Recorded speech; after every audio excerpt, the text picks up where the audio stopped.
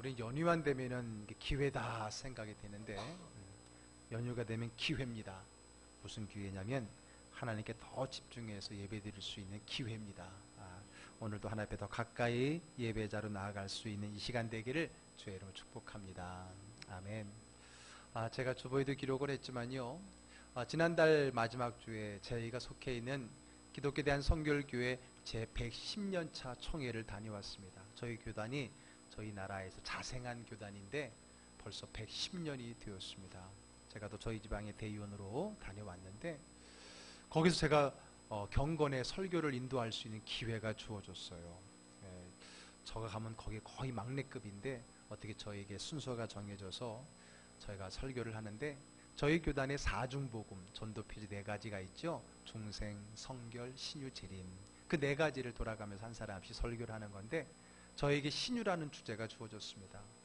그 많은 목사님들과 장로님들 앞에서 제가 설교를 막 유창하게 하기는 그렇고 그래서 저의 간증을 짧게 나누었는데 그때 본문을 가지고 니고데모가 아닌 그 여리고성에 있는 바디메오에 대한 말씀을 가지고 내가 내게 무엇하여 주기를 원하느냐 그런 말씀을 전했습니다. 신유의 역사는 다름 아닌 내가 내게 무엇하여 주기를 원하느냐라는 마음에 내가 무엇을 원한다는 그 간절한 기도의 음성으로부터 시작이 된다는 겁니다. 길 가던 예수님께 다윗의 자손 예수여 나를 불쌍히 여겨달라 간절히 부르짖는 그것으로부터 치유와 치유가 나타난다라고 하는 거죠. 그러면서 예수님께서 몰라서 물으시는 것이 아니라 바로 우리 안에 있는 간절한 믿음, 간절한 마음을 보기를 원하시는 거고 그것을 보여주셨을 때는 이 믿음이 크다라고 내 믿음대로 되라는 하나님의 은혜가 주어졌다는 겁니다. 그러면서 여러분도 잘 알고 있는 저의 간증을 그분들께 얘기 드렸습니다. 결혼하고 7년 동안 제가 아기가 없었다는 사실, 그리고 없었음에도 불구하고 전혀 걱정하거나 근심하지 않았다는 것, 저는 그게 믿음인 줄 알았지요. 알아서 주시겠지, 때가 되면 주시겠지, 나는 믿어, 그게 믿음인지 알았어요. 오히려 걱정하고 근심하며 기도하는 주변 사람들이 믿음이 없는 것처럼 보였어요. 그러다가 7년이 되었을 때에 영혼의 출산이라고 하는 태신자 전도 운동을 제가 주도하게 되면서 애를 낳는 그 자녀를 갖는 문제에 대해서 심각하게 하나님 앞에 기도하게 되었던 겁니다. 그러고 보니 그 전에 7년 동안은요 아기가 없어도 이 자녀를 문제를 가지고 하나님 앞에 작정해서 간절하게 기도했던 적이 없는 것 같아요. 그저 마음으로만 주시겠지, 주실 거야, 그게 믿음인 줄 알았어요. 그런데 그것을 계기로 하나님 앞에 간절히 기도했고요, 하나님의 그 간절한 기도를 들으시고 하나님께서 우리의 태문을 열어서 하나님께서 자녀를 주셨던 것입니다. 그러면서 말했어요. 뭐가 믿음이냐는 거예요. 뭐가 기적과 신유를 일으킬 수 있느냐. 간절한 마음, 간절한 기도의 자세, 간절히 부르짖는 그 우리의 기도가 바로 신유와 기적의 출발이 된다라는 말씀을 함께 나누었던 겁니다. 저는 그때 그 기억 이후로 저는 늘 이렇게 얘기합니다. 무엇이 믿음인지 아십니까? 간절함이 믿음입니다. 간절함.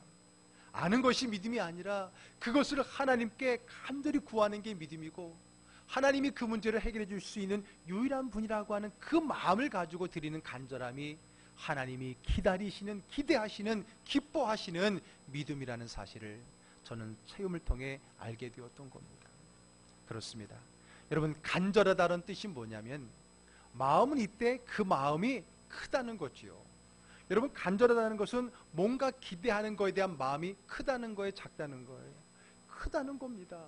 크기 때문에 우리가 그것을 간절하다고 그러죠.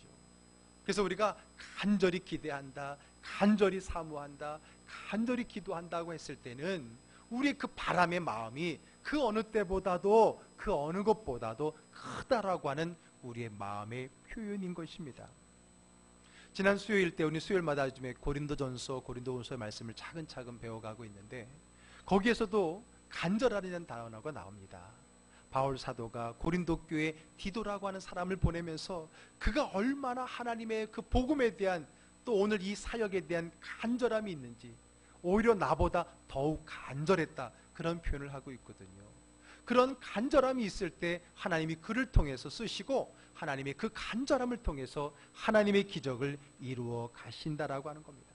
그런데 제가 그 수요일 때에 이 간절함이 뭔지를 아느냐라고 말하면서 이렇게 말했습니다. 간절함은 마음의 기대가 커서 그 마음이 삶으로까지 행동으로까지 이어지는 거라고 말씀을 드렸습니다. 간절함은 마음만으로 되어지지 않습니다. 마음만 있는 것은 절대 간절함일 수 없습니다. 마음은 원이돼 라고 핑계대는 거요, 사실은 간절하지 않기 때문에 그래요. 간절하다면, 그 간절함이 마음에 충만히 있다면 우리는 행동하게 되어 있습니다. 앞으로 한 걸음 나아가게 되어 있다라는 거예요. 그러므로 간절하다라는 말은 마음만이 아니라 그 마음을 뚫고 행동으로 이어지는 우리의 마음의 진실한 마음을 이야기하는 것입니다.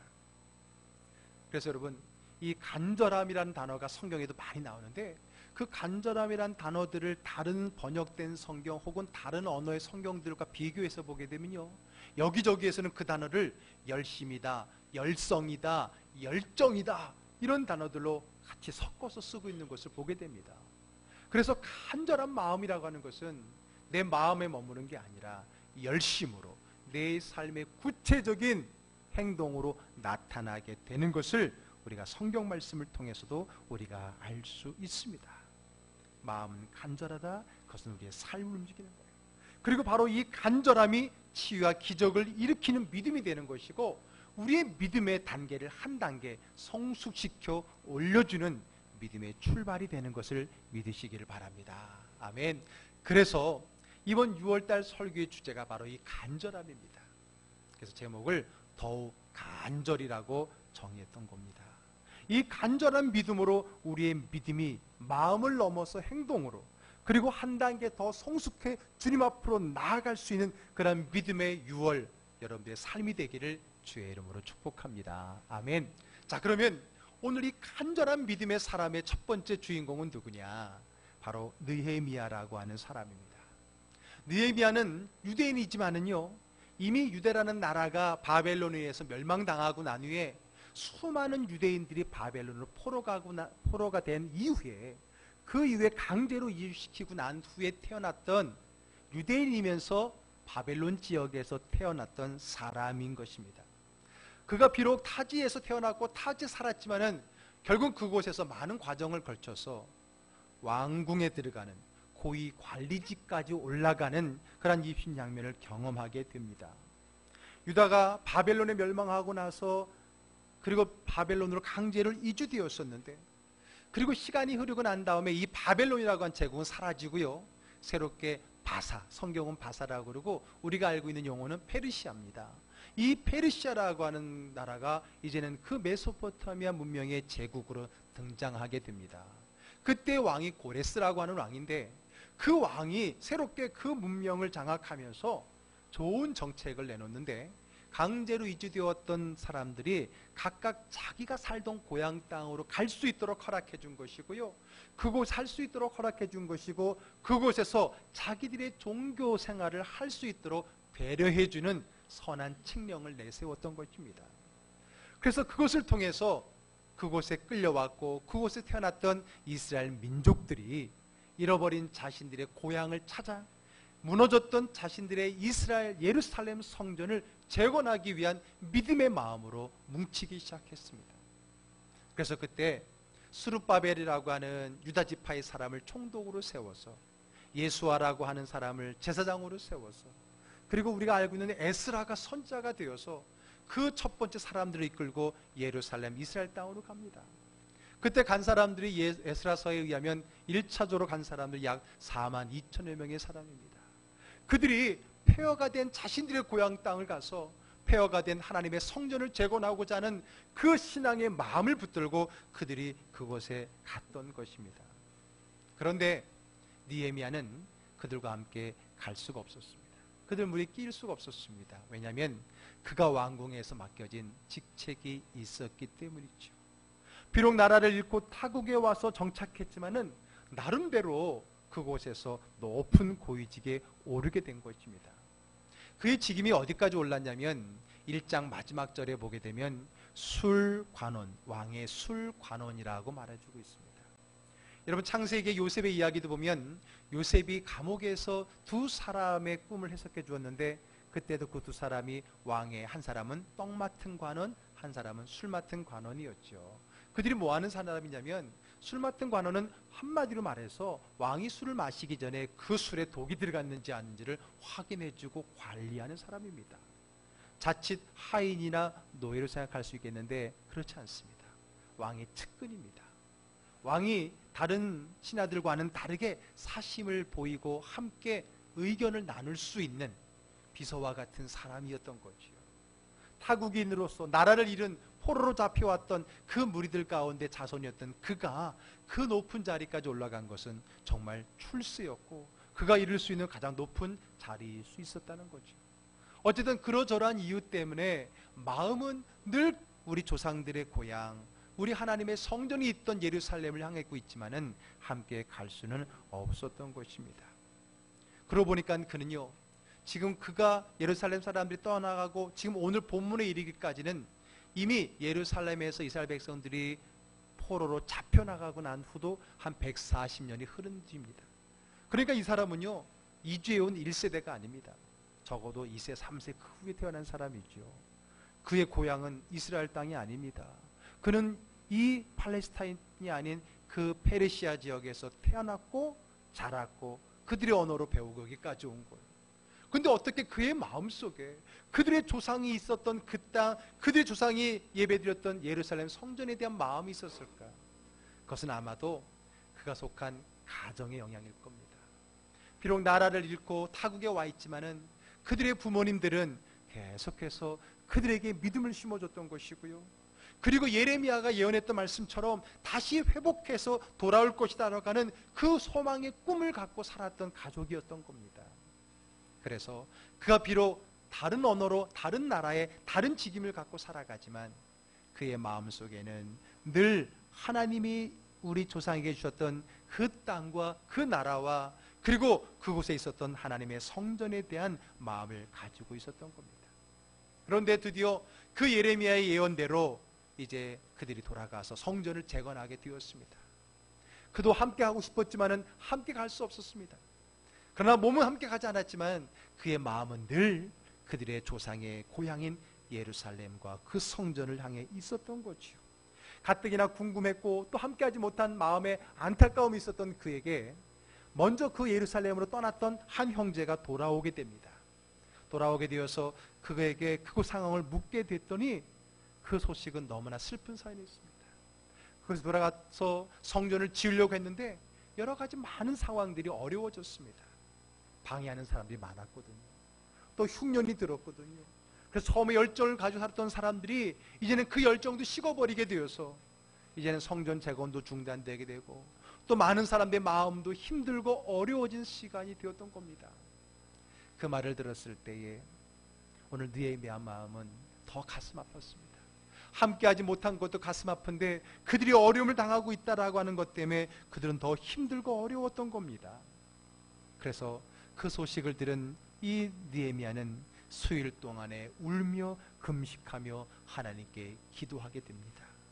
자, 우리 1장 4절의 말씀 한번 읽어볼까요? 1장 4절입니다. 내가 이 말을 듣고 앉아서 울고 수일 동안 슬퍼하며 하늘의 하나님 앞에 금식하며 기도하여, 예, 그 소식을 듣고 정말 하나님 앞에 금식하면서까지 하나님 앞에 기도하는 모습을 봅니다. 그러는 가운데, 그 기도를 하는 가운데 이제 마음에 확신이 듭니다. 그러면서 하나님께 다시 구체적으로 기도하는데, 자, 1장 11절 말씀도 읽어보겠습니다.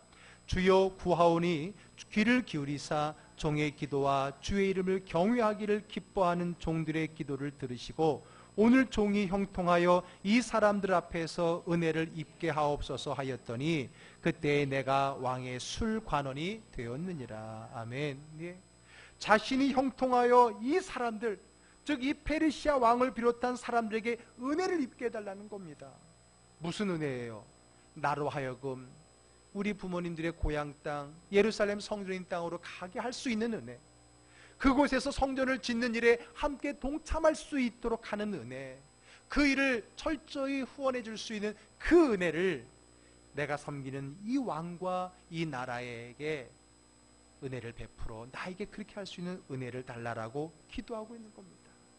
그냥 마냥 슬픔의 기도가 아니고 안타까움의 기도가 아니라 구체적인 꿈과 소망을 담은 기도를 하나님께 올렸습니다. 그리고 하나님은 그러한 믿음의 구체적인 소망의 기도를 들어주셨던 겁니다. 그래서 하루는 그가 근심 뛴 얼굴로 자기에게 맡겨진 임무를 수행할 때에 왕이 그를 보면서 그의 얼굴에 수심이 가득한 것을 보면서 이렇게 물어옵니다. 자, 오늘 본문의 2절의 말씀입니다. 우리 자막에 뜨는 만큼만 읽어볼까요? 왕이 내게 이르시되 내가 병이 없거늘 어찌하여 얼굴에 수심이 있느냐? 이는 필연 내 마음에 근심이 있음이로다 하더라. 예, 왕이 얼마나 이 사람을 신임하고 얼마나 그 관계가 좋은지 자기의 술을 맡은 그 관원이 얼굴에 근심이 가득한 것을 놓치지 않고 그 이유를 물어보게 됩니다. 느헤미야는 이때다 싶어서 자기의 속마음을 왕에게 아뢰입니다. 3절 말씀 읽어볼까요? 왕께 대답하되 왕은 만세수를 하옵소서. 내 조상들의 묘실이 있는 성읍이 이제까지 황폐하고 성문이 불탔사오니 내가 어찌 얼굴에 수심이 없사오리까 하니. 예, 왕에게 말합니다. 내가 힘들고 어려운 것은 내 조상들의 묘실, 우리 조상들의 고향이 폐허가 되었고 그곳에 어려움을 당하고 있고 성전의 건축이 이루어지지가 않고 있는 것에 대한 안타까운 마음을 그대로 표현하고 있는 것입니다. 너무 감사한 것은요, 왕이 이 말을 무시하지 않았습니다. 그 말을 듣고요, 그 마음을 이해하고요, 흔쾌히 그가 다녀올 수 있도록 허락하게 됩니다. 뿐만 아니라 가는 길도 열어주고 가서 무사히 성전을 마칠 수 있도록, 짓는 걸 마칠 수 있도록 모든 재원까지도 도와주는 것을 보게 됩니다. 8절의 말씀 볼까요? 또 왕의 살림 감독 아삽에게 조서를 내리사 그가 성전에 속한 영문의 문과 성곽과 내가 들어갈 집을 위하여 들보로 쓸 제목을 내게 주게 하옵소서 하매 내 하나님의 선한 손이 나를 도우심으로 왕이 허락하고. 예, 하나님의 선한 손이 나를 도울 수 있도록 왕을 허락해 주게 했다라고 하는 겁니다. 할렐루야, 아멘. 그 마음의 소망의 기도가 구체적으로 이루어지는 것을 봅니다. 그것도 다름이 아니라 하나님이 그 이방인 왕을 통해서 나를 돕게 해 주셨다는 겁니다.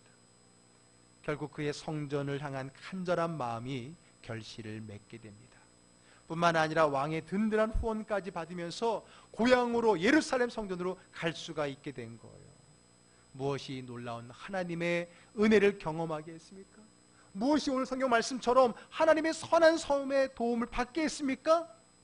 그것은 다름이 아니라 느헤미야의 간절한 믿음, 간절한 마음의 표현, 간절한 마음의 기도 덕분인 줄로 믿으시길 바랍니다. 하나님이 그의 간절한 마음, 간절한 믿음, 간절한 기도를 들어주셨던 것입니다. 앞에서 말씀드렸지만은 간절함은 마음만이 아닙니다.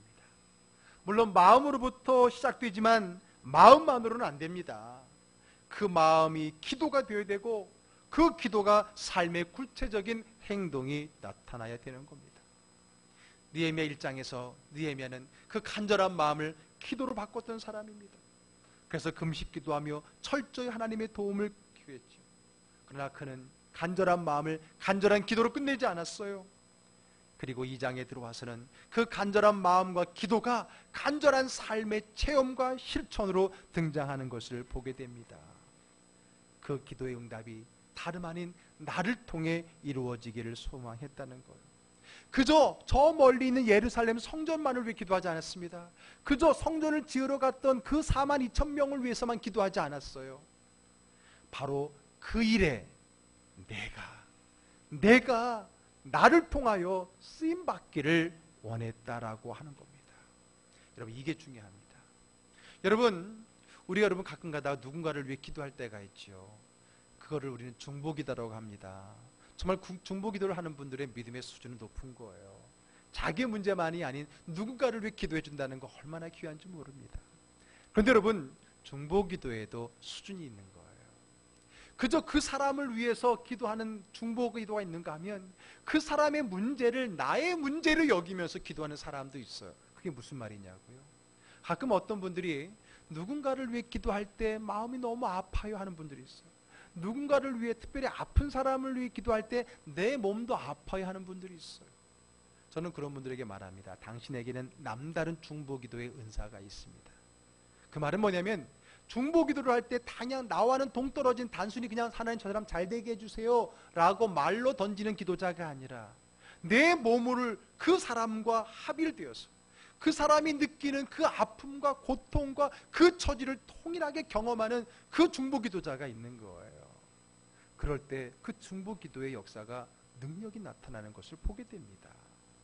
심지어는 그 사람과 똑같은 고통을 느끼며 그 아픈 마음을 가지고 그를 축복하며 기도하게 하는 경우도 많이 있거든요.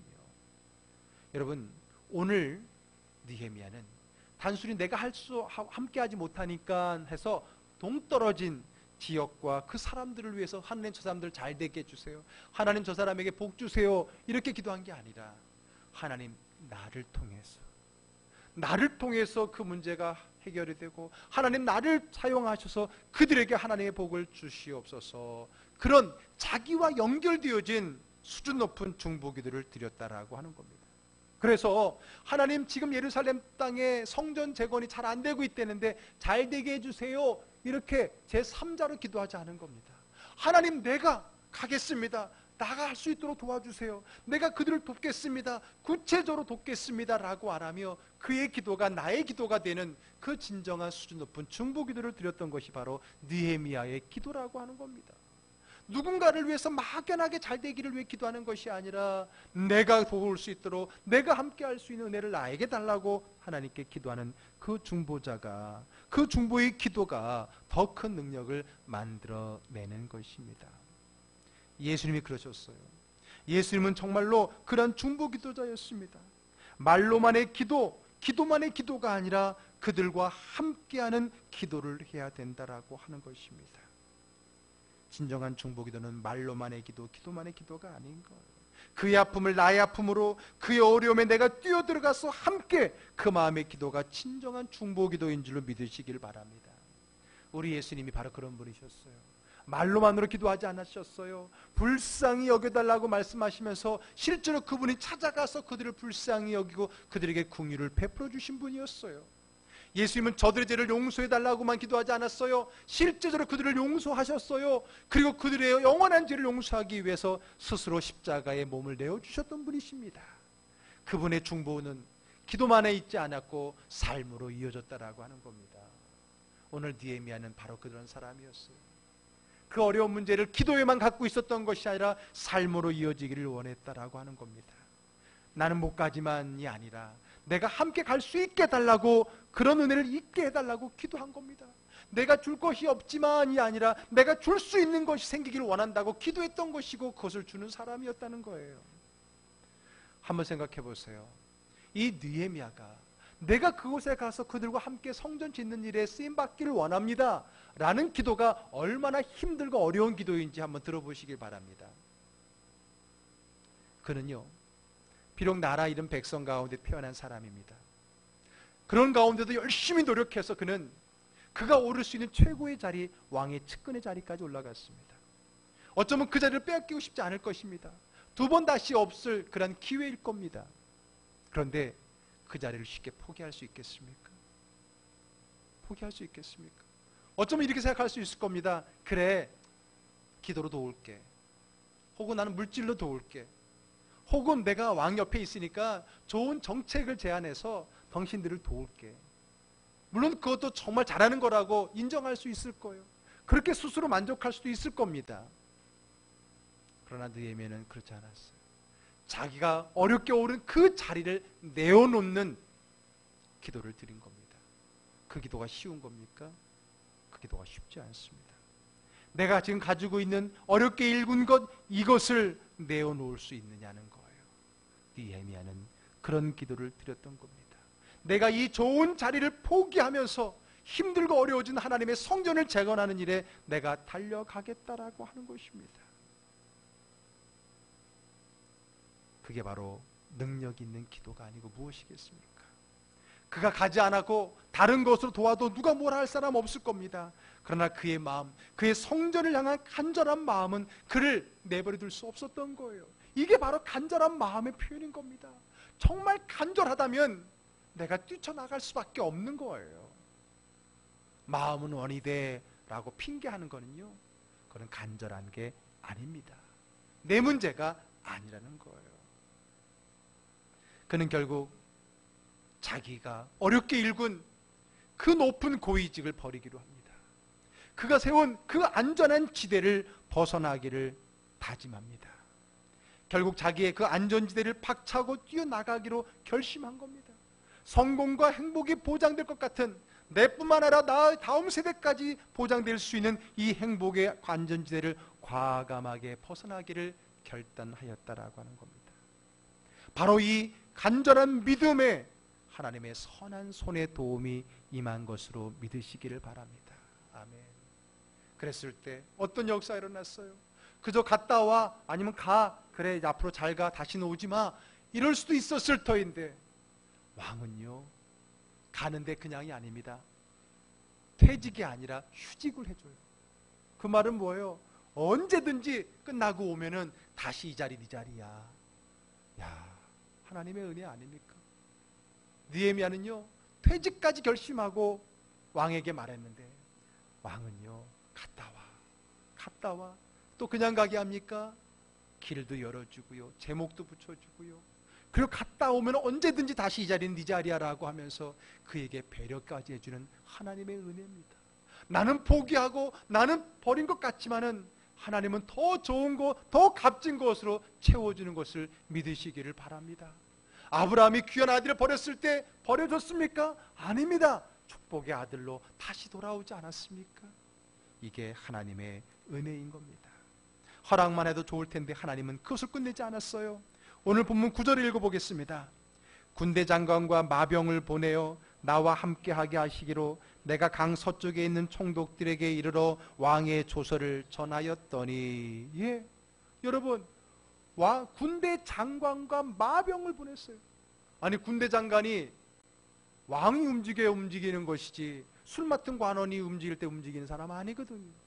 왕이 그 사람을 붙여줍니다. 마병을 붙여줍니다. 많은 총독들에게 조서를 내려서 길을 열어주라고 말합니다. 필요하면 뭐든지 다 후원하라고 이야기합니다. 결국 그는 힘겹게 성전을 세우고 있는 예루살렘으로 가서 지쳐있는 사람들에게 위로하게 되고요, 새로운 비전을 주게 되고요, 결국은요 느헤미야서를 쭉 읽어보면 아시겠지만은 52일 동안에 성벽을 다 재건해내는, 왕궁에서 하나님 앞에 예배드리는 그러한 은혜를 경험하게 됩니다. 아멘. 어떻게 이런 은혜를, 어떻게 하나님은 이런 사람을 축복할 수 있을까요? 복을 줄 수 있었을까요? 그런 축복을 받고 하나님의 은혜를 받는 그 이유가 어디입니까? 무엇이 그렇게 비롯되었습니까?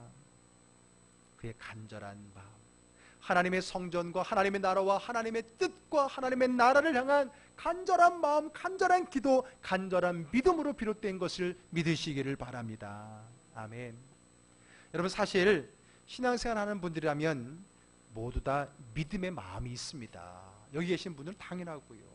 다 믿음의 사람이라면 다 이런 마음 다 있습니다. 무슨 마음이요?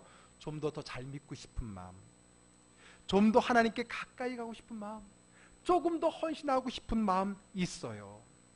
그런데 여러분, 뭐가 문제냐면 마음만으로 끝나기 때문입니다. 마음만으로 그칠 때가 너무나 많아요. 대부분의 성도님들은 그 마음으로 끝나버린다는 데 문제가 있습니다. 왜 그 마음이 아직도 내 마음 안에만 머물고 있습니까? 머물면 계속 유지가 됩니까? 천만에요. 그냥 그대로 머물러 있으면 그것은 식기 마련입니다. 처음에 있던 그 마음만이라도 있었는데 훗날은 그 마음도 잃어버릴 때가 얼마나 많습니까? 그 이유가 뭘까요? 왜 내 마음이 마음만으로 있고 식어버리게 될까요? 그거는요, 지금 내가 살고 있는, 내가 있는 이 안전지대를 벗어나지 못하기 때문입니다. 지금 내가 있는 이곳에 안주해 있기 때문입니다. 이 안주한 자리를 벗어나가기를 두려워하고 있기 때문이고, 거기에 대한 마음이 없기 때문에 대부분의 신앙인들은 그런 마음이 왔다가 사라지다가 끝나버리는 신앙의 인생을 살아가게 되는 겁니다. 그러기 위해서는 오늘의 제목처럼 우리의 안전지대를 벗어나야 됩니다. 그것을 벗어나게 하는 마음이 바로 내 안에 간절한 마음인 것이고, 그 간절한 마음이 나로 하여금 나의 안전지대를 벗어나서 새로운 하나님의 영적 세계를 경험하고 하나님의 놀라운 치유와 은혜를 경험하게 하는 줄로 믿으시기를 바랍니다. 솔직히 여러분 우리가 안전지대라고 말하지만 이게 안전한지 모르는 거예요. 그저 익숙할 뿐인 거지요. 이게 안전한 건 아니에요. 이것이 영원히 나에게 안전을 줄 수 없다는 걸 우리는 알아야 됩니다. 더 솔직한 것은 지금이 안전해서가 아니라 내가 나가야 되는 그곳에 대한 불안감 때문이죠. 과연 그렇게 하면 나도 믿음 안에 복 받을까? 나도 그렇게 하면 믿음 안에 잘 될까라고 하는 의심 때문에 그렇죠. 그리고 솔직히 이것을, 내가 갖고 있는 이것을 포기하기 쉽지 않기 때문에, 포기하고 싶지 않기 때문인 경우가 많다는 겁니다. 그래서 많은 믿음의 사람들은 마음으로만 끝나보고 은혜 받은 것으로만 끝나버리고 절대 삶의 기적으로 이어지지 않는 경우가 많다라고 하는 겁니다. 그러면 어떻게 해야 우리 안에 있는 이 믿음의 마음을 진실한 믿음, 간절한 믿음, 삶으로 하는 믿음이 되게 할 수 있을까요? 그 한 가지는요, 기도하는 겁니다. 무엇하는 거라고요? 기도하는 겁니다. 여러분, 느헤미야도 마음으로 시작이 됐습니다. 그런데 그가 마음으로 끝나지 않았던 것은요, 기도했기 때문입니다. 1장에 그는 기도했어요. 구체적으로 기도했고 간절히 기도했고요, 금식하며 기도했습니다. 그리고 그 기도 제목이 내 삶이 되기를 위해서 기도했어요. 그랬을 때 하나님께서는 그 기도를 들으시고 그 기도가 삶이 될 수 있도록 복 주신 줄로 믿으시기를 바랍니다. 여러분, 은혜 받았을 때는 마음만인 거예요. 그게 은혜의 끝이 아니에요. 은혜의 시작이지.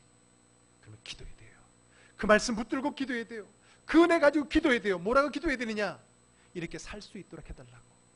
그 은혜의 마음이, 그 믿음이, 그 은혜가 내 삶으로 이어지게 해달라고 간절히 기도해야 됩니다. 왜 그렇게 기도해야 되는지 아세요? 내 힘으로는 할 수 없는 거기 때문에 그래요. 내 노력으로는 그 믿음대로 살 수 없기 때문에, 내 능력으로는 그 은혜대로 살아갈 수 없기 때문입니다. 주 앞에 먼저 여러분들의 그 믿음의 마음이 삶이 되도록, 은혜가 되도록, 체험이 되도록 기도할 수 있는 저와 여러분 되기를 주의 이름으로 축복합니다. 아멘. 마음만이 아니라, 기도만이 아니라 삶으로, 행동으로 뛰쳐나가야 되는 것입니다. 그러기 위해서는 여러분, 그동안에 기도하지 않고 살았던 그런 안전지대로부터 벗어나야 되는 거예요.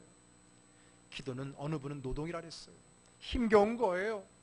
시간을 들이고 내 힘이 들어가고 열정이 들어가야 되는 겁니다. 그런 노력이 있어야 돼요.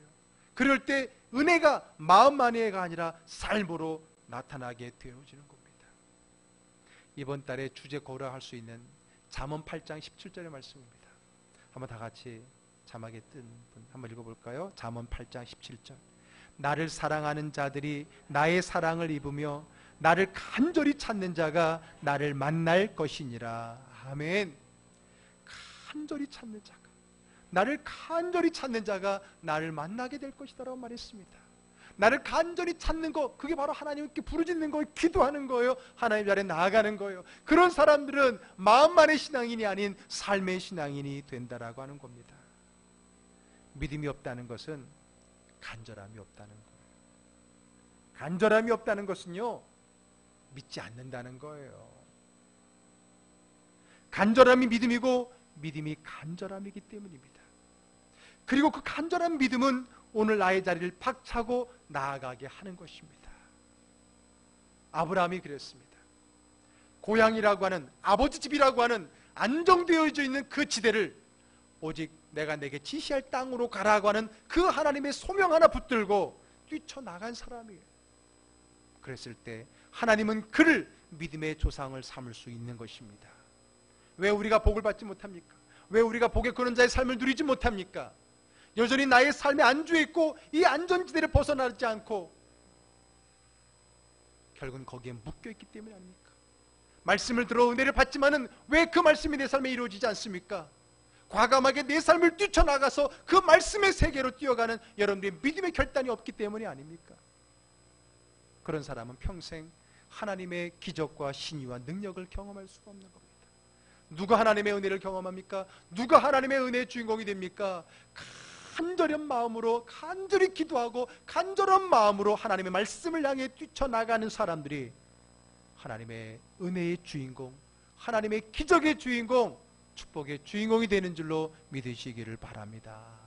사랑하는 즐거운 교회 가정 여러분 혹시 여러분들의 신앙의 삶에 안주되어 있습니까? 여러분 물론 지금 이 자리도 정말 믿음으로 이룬 자리입니다. 그런데 믿음으로 이룬 자리라도 여기에 머물러 있으면 안주하게 되는 것이고요, 거기에서 또 빠져버리게 되는 겁니다. 제가 늘 이야기하잖아요. 신앙생활은 마치 에스컬레이터를 거꾸로 올라가는 것과 같다고 했잖아요. 신앙생활은 마치 흐르는 강물을 역류하는 물고기와 같다고 얘기했잖아요. 가만히 있으면 중간이 아니에요. 가만히 있으면 밀려가게 되어 있는 거예요. 세상은 우리로부터 하여금 하나님께로 멀어지도 밀어가고 있어요. 거기서 우리가 그 세상을 역행하면서 하나님 앞에 가기 위해서는 세상이 밀어내는 힘보다 더 많이 더 힘있게 나아가야 되는 거예요. 여러분 신앙생활 너무 쉽게 생각하지 마세요. 그저 가만히 주일날 한 번씩 찾아오는, 주일날 오는 거, 그것도 이유가 있으면 빠지는 거, 이런 걸 가지고 여러분들의 믿음이 성숙하고 성장할 거라고 기대하지 마세요. 오히려 믿음의 성장 없이, 성숙 없이 믿음에 숙련되는 사람들, 무슨 말인지 알지요? 그저 종교생활로 익숙해지는 사람들이 사실은 은혜 받기 더 힘든 거예요. 그분들이 더 어려운 거예요. 여러분, 내가 어느 정도에 와 있느냐가 중요한 것이 아니라 지금 내가 어느 방향을 향해 몸부림치고 있느냐가 중요한 것입니다. 오늘의 이 자리도 분명 하나님 주신 은혜의 자리지만은, 그러나 우리는 빨리 또 여기를 벗어나가야 되는 겁니다. 그 다음 자리로 올라가야 되는 거예요.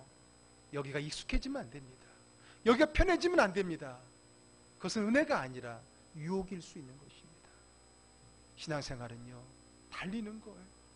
부지런히 두렵고 떨리는 마음을 가지고 주님을 바라보고 하나님을 바라보고 부지런히 세대를 역행하면서 하나님의 나라를 향해, 표대를 향해 달려가는 것이 신앙생활인 것을 믿으시길 바랍니다. 그러기 위해서는, 그렇게 할 수 있기 위해서는 우리의 마음에 진실한 간절한 믿음의 마음이 있어야 돼요. 그리고 그 마음이 삶이 되기 위해서 끊임없이 기도해야 됩니다. 그 기도의 힘을 가지고 오늘 우리의 자리를 박차고 나아가야 되는 것입니다.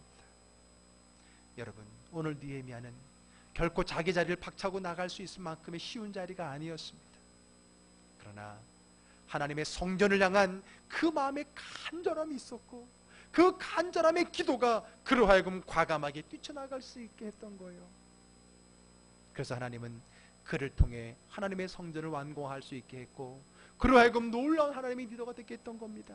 아니었으면 그저 자기와 자기 가문 하나 잘 살아 먹고 살 그저 왕의 술 따라주는 관원으로 끝나버렸을 그 인생이 하나님의 성전을 세우는 일에 혁혁한 공을 세우는 민족의 지도자가 되게 했던 이 모든 것은 그의 간절한 마음의 믿음이 삶으로 이어졌기 때문입니다. 여러분, 우리 조금 힘을 냅시다. 그동안의 신앙생활이 안주되어 있다면 이제는 우리 그 다음 단계를 향해서 믿음의 마음을 갖고 받은 은혜를 붙들고 기도하면서 이제는 그것이 삶으로 실천되어서 좀 더 성숙한 신앙인, 좀 더 어제보다 오늘보다 내일이 더 나은 믿음의 단계로 성숙해 나아가는 저와 여러분 되기를 주의 이름으로 축복합니다. 성숙하지 않는 것은 퇴보하는 거예요. 성숙하지 않고 시간이 지나가는 것은 그것은 민폐가 되는 거예요. 그런 마음을 가지고 믿음의 성숙을 향해 함께 더욱 간절히 주의 나라를 향해 나아가는 저와 여러분 되기를 주의 이름으로 축복합니다. 아멘. 기도하겠습니다.